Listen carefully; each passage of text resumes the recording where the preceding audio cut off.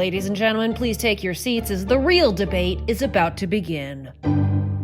Hello and welcome to Cinema Craptaculars presents The Real Debate, where we debate the good and bad of some of your favorite or perhaps least favorite movies of all time. My name is JDH, and as your moderator, my goal is to conduct a spirited debate which may inspire you to reconsider your opinion of today's movie. Please don't forget to subscribe, like, and rate us wherever you listen to podcasts. Not only does it feed our egos, but it also helps get the Craptacular word out there. Today, we are lucky to have some guest judges for our debate. Let's welcome to the show Cinema Craptaculars' very own Tara and Adam. Hello.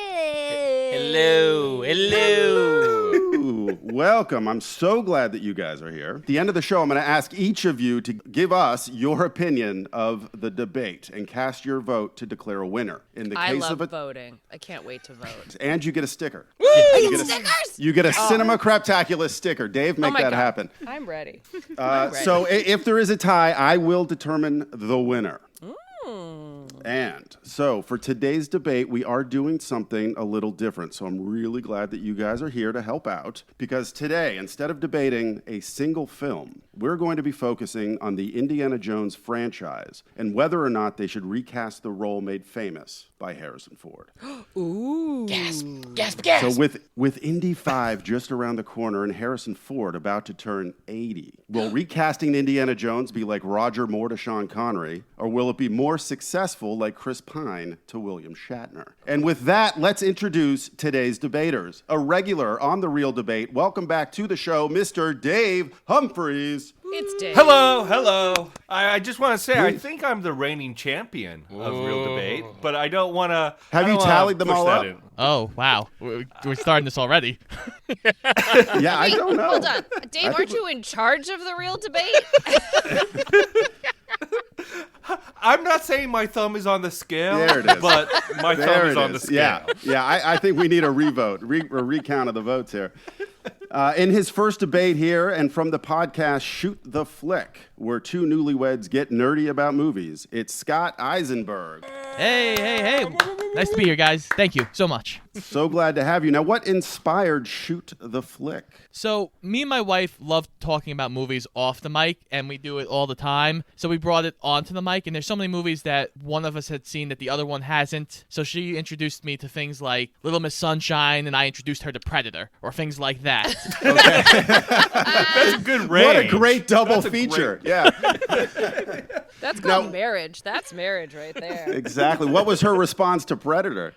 She thinks Arnie has a charisma that's crazy, but she wasn't thrilled with the movie.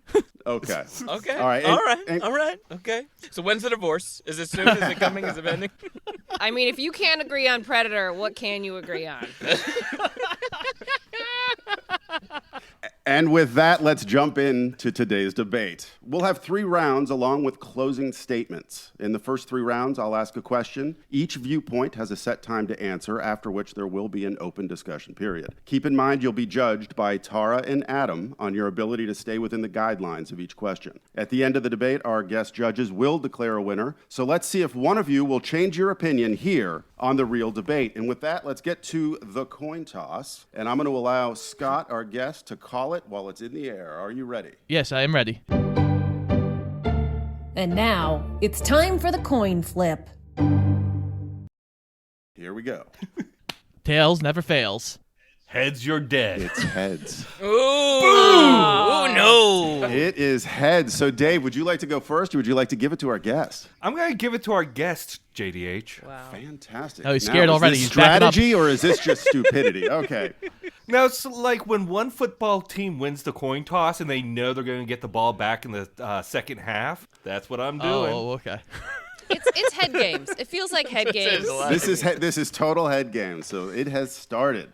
Okay, Scott, you're up first. At the center of the debate is Harrison Ford. He truly helped shape the character we all know and love today. But could that have been the same case if the first choice in that role hadn't been busy shooting Magnum P.I.? So, the question, is the success of the Indy franchise really reliant on Harrison Ford's performance, or is it the filmmaking and the story itself? So, discuss why the Indy films need Harrison Ford, or could have been just as successful with another actor like a Tom Selleck. You have a minute and a half have. Yeah, well, of course, Tom Selleck was the original choice, and everybody did like Tom Selleck, but it is a group project. Every movie that succeeds is a group thing. So it is as much Spielberg and Lucas as it is Harrison. So Harrison Ford does bring the charisma, and he is on screen, and he is who we associate with the character, but there are plenty of times where other people we've associated with a character have been recasted, or because we've moved on to a different universe, or hell, the MCU seems to do it all the time. So it's gonna happen. Eventually, you can't have a 90-year-old Harrison Ford take a whip and go across a cliff. It's just not going to work anymore. So you can have either him pass on the torch or do a hard reboot. So it doesn't matter if it's a soft reboot or a hard reboot, because it is based off an original idea, but it's like an old comic series. And characters change, and you want to make it different. And let's face it, Hollywood likes money. So they're going to do it anyway. And that is time. Good button. Great button. All right, Dave, the question is to you. All right, so I think Scott said it best early in his answer when he said this is a group project, even though Harrison's the one on screen. Harrison is the one on screen. He is the key to the success of all of this. Because without Harrison, what Steven Spielberg did, what George Lucas did, wouldn't really connect with the audiences. Harrison Ford is the one who brings Indiana Jones to life. He's the one who is the everyman that he represents the everyman and makes you feel like, oh, I could be Indiana Jones, but my name wouldn't be Indiana Jones, and I would not be in a movie called Indiana Jones, because Harrison Ford cannot be replaced. He is iconically Indiana Jones.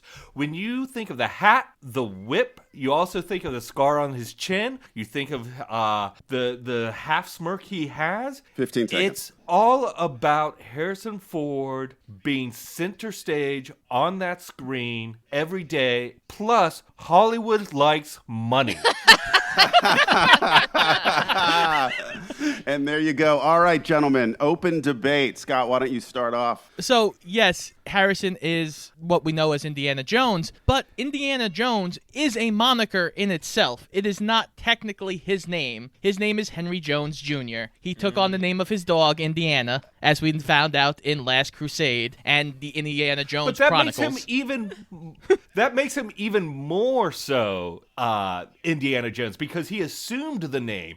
He took the name for himself. He wasn't given that name. He's not Henry Jones Jr., as we saw in that last movie. Not last movie. That was a mistake. In the third movie.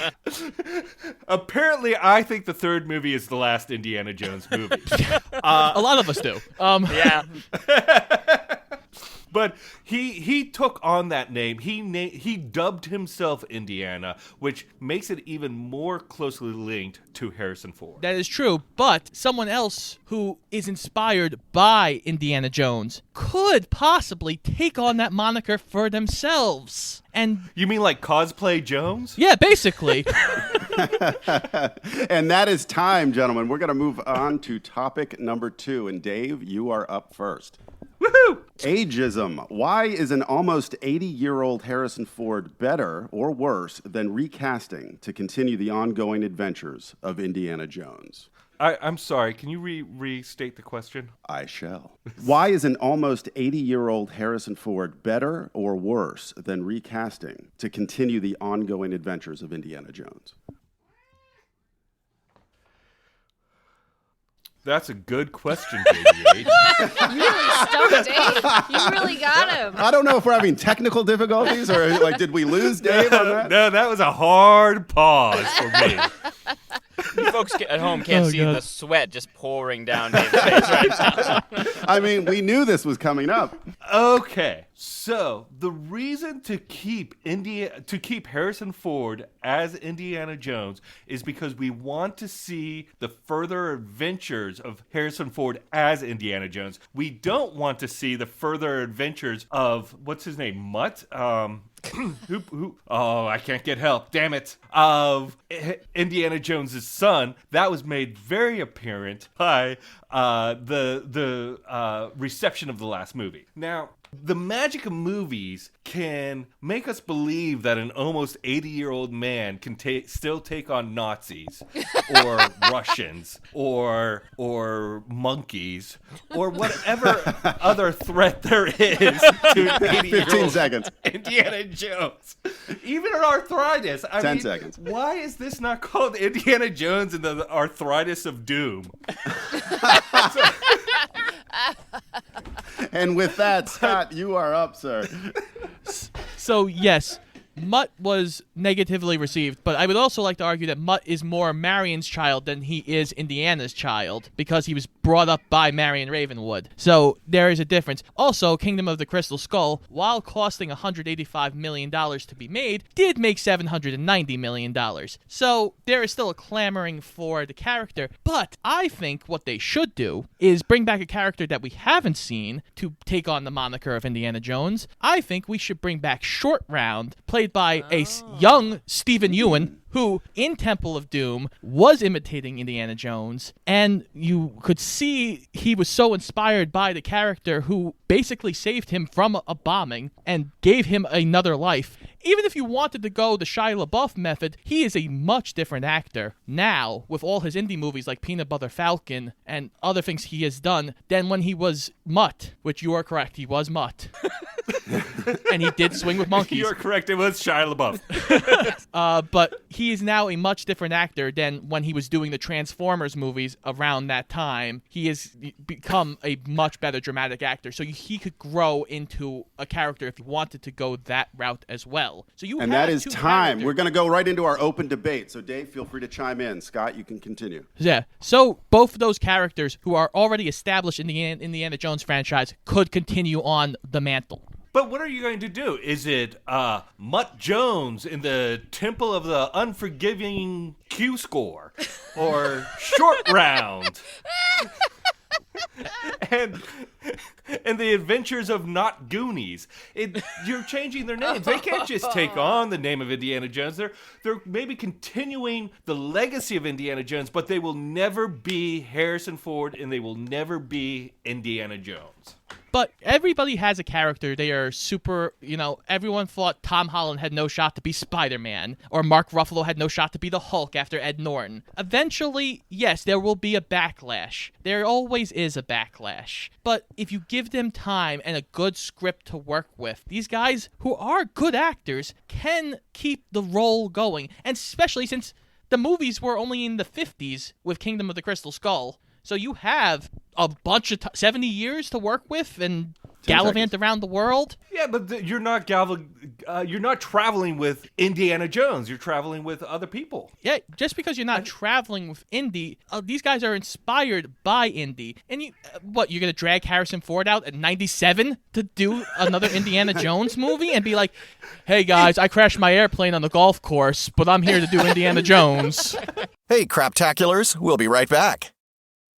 Hey, this is Dave. We recognize that systematic racism exists, and one of the best ways to overcome it is by amplifying the voices that need to be heard. To continue that mission, every month we'll share a podcast or charity to support. This month, we're supporting the Black Fairy Godmother Foundation, whose mission is to restore Black and Brown families' stability by removing the barriers that keep them in abject poverty and domestic violence situations. You can find more information and donate at blackfairygodmother.org. And now, back to the show. And with that, we're going to move on to topic number 3, which you kind of brought up with the Tom Holland and Spider-Man role.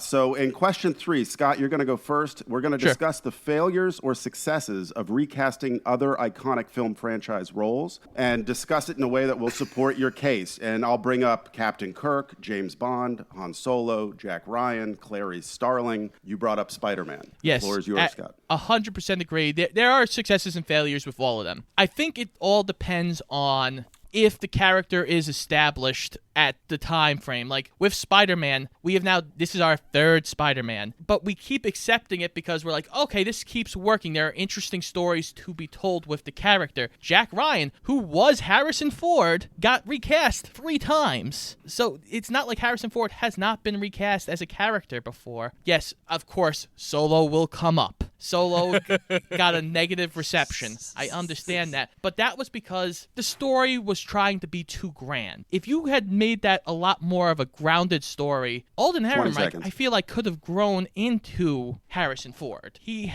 talked with him.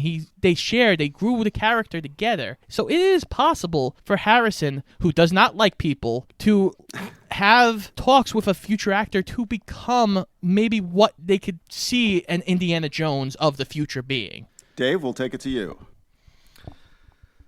I feel like Dave's brain is breaking. my brain is completely broken right now. I was like trying to reframe the question in my head. I couldn't remember it. So I'll just take the title now and Shall walk I out? read it again? No. Here's the thing. With Spider-Man was a property unto itself even before they made 1977's Spider-Man. Even before the cartoon. There's always been people playing these characters. James Bond was a property before Sean Connery made the role. Star Wars was a property before young Han Solo was cast. Indiana Jones, Harrison Ford made that property. He is the singular, the ultimate reason that property is a success. He imbued the character with, quite frankly, I think just how Harrison Ford is like every day, and made it someone everybody loved. He was not a character that was created well before and people had a picture in their own head of who he was. He was, from the get-go, from the very first poster, he was Indiana Jones. Therefore, he cannot be recast.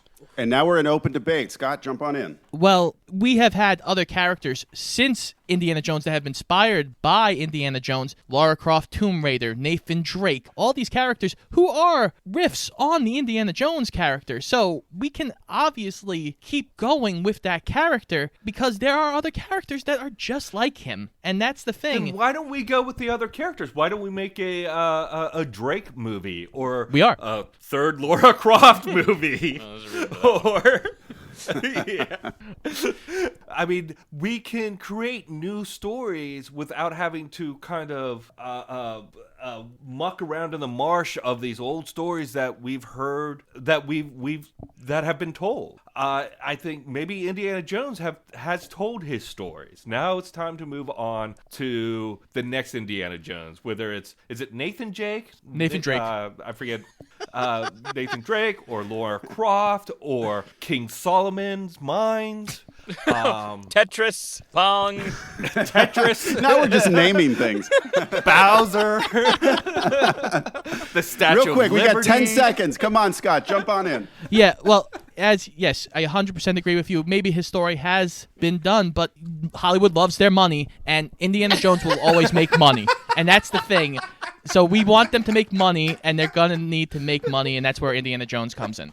And with that, the open debate has concluded. But before we move on to final statements, Tara, Adam, what are your thoughts so far on the debate? Tara, I mean, ladies first. I mean, I have, like, I've taken a couple notes with some strong and not so strong one-liners, and I think Dave lost me when he asserted that 80-year-olds could no longer fight monkeys, and I just feel like that was very ageist, Dave, and I would like to see Harrison Ford fight a monkey now, no matter what the scenario is.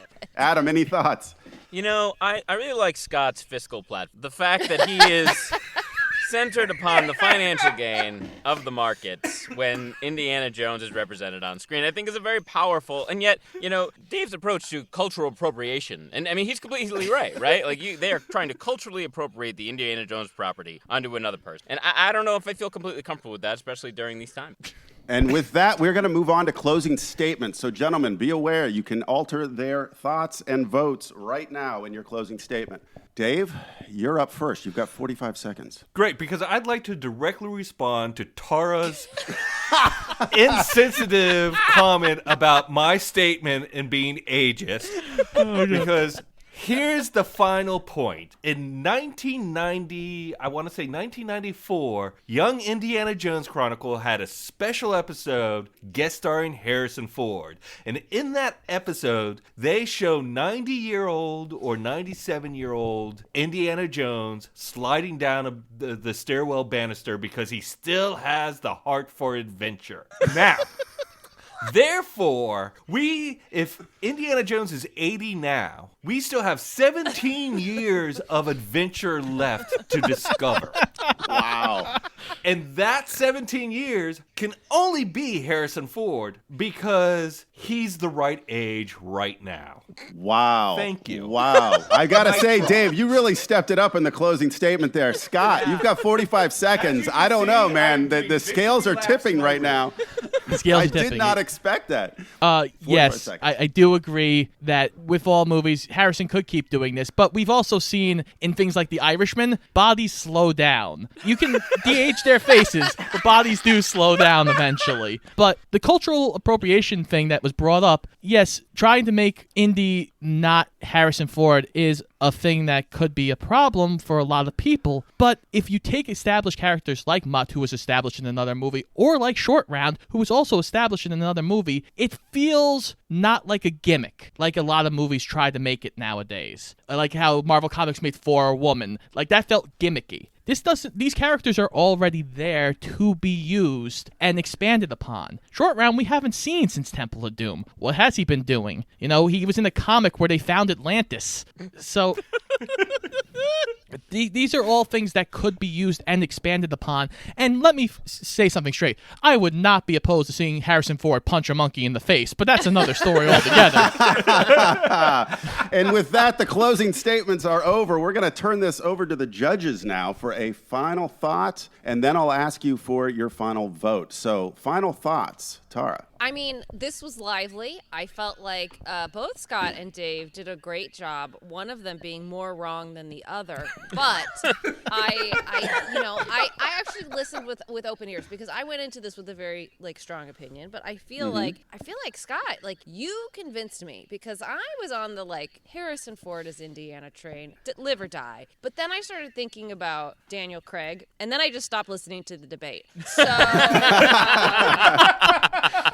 But I would say, if you think about, how successful Daniel Craig was as James Bond, and then other things I think about with Daniel Craig, I think I give it to Scott. There it is. Well done, sir. One point for Scott. Adam, you're up. You know, this is tricky because, like Tara, I came in with a very strong opinion and started thinking about Daniel Craig. But I got back on the debate train. I got back on. I have more self-control than Tard. Sure. Except with cake. Except with cake. I think both of you gentlemen made an excellent point. I really enjoyed Dave's argument for the first question. Scott totally took the second question, and going back and forth on the third, more monkey punching going on, and I'm gonna you know what? I'm gonna have to give it to Dave because I feel like here's why. I'll give you some justification. I feel like he made some excellent points about the fact that this was a property created around Harrison Ford, and thus Harrison Ford is the property. And you can take this So true. and you can take these characters, like you mentioned, Scott, with Tomb Raider and with. I want to see Tara Jones. I'll do it. I don't barely. You just give me some residuals. I'll show up tomorrow. I want to, but you like Nathan Drake or Tomb Raider. These are properties derived from the concept of Indiana Jones, but also left Indiana Jones alone. So I think I'm gonna go with Dave. You can't recast Harris Ford. You could kill him off, which I would love to see, but he would too. With a fight in the monkey. Fighting a monkey. He could go down fighting a monkey. Oh, it'd be a good movie. It'd be a good But film. he would just die of rabies, guys. It wouldn't even be that exciting. What a way to end the series. All right. Indiana Jones and the 18 needles to the stomach. Oh my God. Painful. Well, it's back in my hands. We have a vote for Scott. We have a vote for Dave. Whew. No pressure. No pressure. I also came into this with a strong opinion because Raiders is by far my favorite movie of all time. I love the Indiana Jones character, and I do believe strongly that Harrison Ford is a huge reason that I love the Indiana Jones franchise. However, I would love to see the continued adventures of Indiana Jones back in the 30s and 40s where it belongs, and I do not believe that they should do any of this digital makeup, youngification. No. Yeah, no Irishman, That I'm not please. looking forward to at all. If they do that in the fifth film, I'll stand up and walk out. So I have to give my vote to Scott. And so with that, the winner of today's debate There we go. is our guest, Scott. So congratulations, Scott. Well done, sir. Well done. Thank you. Oh, Thank you. Scott. That was honestly a tough battle because I do think Indiana Jones is Harrison Ford, but I'll take 100%. Well, thank you all for It's joining funny us. because I actually think he should be recast. Oh, let's just do this again. Let's just start over. Dave has changed his opinion on the real debate. We did it. I thought you had some really good points, Scott. You convinced me. See, Dave, you are the reigning That's champ, why I the guess. loss doesn't hurt. Still the reigning champ. Dave switches just so he can win. Wow. There it is. There it is. Well, thank you all for joining us on Cinema Craptaculars Presents The Real Debate. And a special thank you to our guest judges, Adam and Tara. Oh, you're welcome. Oh, we're happy to judge. Anytime. I thought we lost you there for a second. No. We were just being super judgy of your ex. Yeah. Wow. I guess the next show will be debating whether the exit speech was any good or not. And a special thanks to Dave and our guest debater, Scott Eisenberg, from the podcast Shoot the Flick. Scott, where can folks find your podcast? Well, we are on Twitter and Instagram at Shoot the Flick. You can find us pretty much wherever you listen to podcasts, Spotify, iTunes, iHeartRadio, wherever. So come listen to us. Awesome. Head out there, give them a listen, and remember, the debate doesn't end here. Let us know who you thought won, or give us a movie or topic to debate on Twitter at Craptaculars, or on Instagram at Cinema Craptaculars. And don't forget to subscribe, like, and rate us wherever you listen. Good night and good debate. Where's my sticker? I was told I was going to get a sticker. That's Yes. true. It's in the mail. No. I hope it doesn't scratch and sniff. Like you scratch it and it smells like Dave or Scott. Musty. Musty. I like how you just assume we smell musty. Adam did, but I'm gonna agree with Adam. Thank you. I'm going to agree with Adam. Thanks again for joining us on our Cinema Craptaculars journey. Subscribe to Cinema Craptaculars on iTunes or Spotify. And if you weren't totally offended, or even if you were, please rate us on iTunes. It helps us get the Craptaculars word out there. And remember to like us on Facebook and follow us on Twitter at Craptaculars.